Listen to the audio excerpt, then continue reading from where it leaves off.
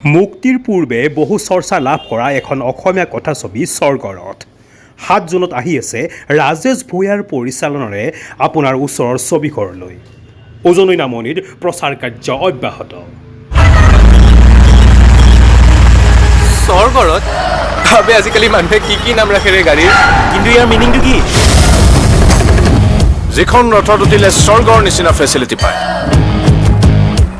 অপ্সৰাৰ dance দেখিবলৈ পায় চেষ্টা কৰিছোঁ ৰাইজক কাষৰ পৰা জনাব খুজিছোঁ যে ৭ জুনত আহি আছে স্বৰ্গৰথ অসমীয়া ছবি ৰাজেশ ভূঞাদেৱে পৰিচালনা কৰিছে এম টেলিভিশ্যনৰ বেনাৰত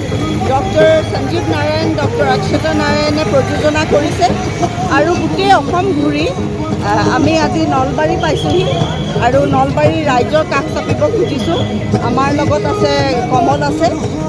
কমল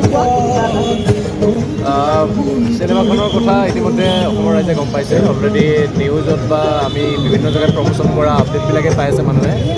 তো চিনেমাখন হৈছে স্বৰ্গৰথ ৭ জুনত ৰিলিজ হ'ব ৰাজেশ ভূঞাৰ পৰিচালনাৰে আৰু চিনেমাখন AM টেলিভিশ্যনৰ দ্বাৰা প্ৰযোজিত চিনেমা সঞ্জীৱ নাৰায়ণৰ অক্ষত নাৰায়ণ প্ৰযোজিত গতিকে এইখন চিনেমাত যিখিনি মানুহে বিচাৰে চিনেমাত চাবলৈ কমেডিয়ে হওক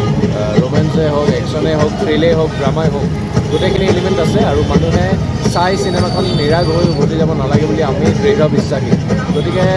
আজি প্ৰমোশ্যনৰ মানে লোৱাৰ আছাম প্ৰমোশ্যনৰ অলমষ্ট শেষৰ পৰ্যায়ত পাইছোঁহি আমি আপাৰ আছাম অলৰেডি কৰিলোঁ আৰু নেক্সট এই যিকেইদিন বাকী আছে আমি গুৱাহাটীত কৰিম বুলি ভাবিছোঁ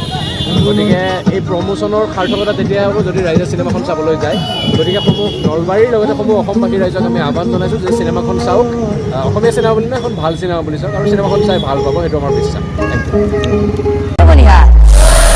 Then parties are almost total gas, yeah? Full on luxury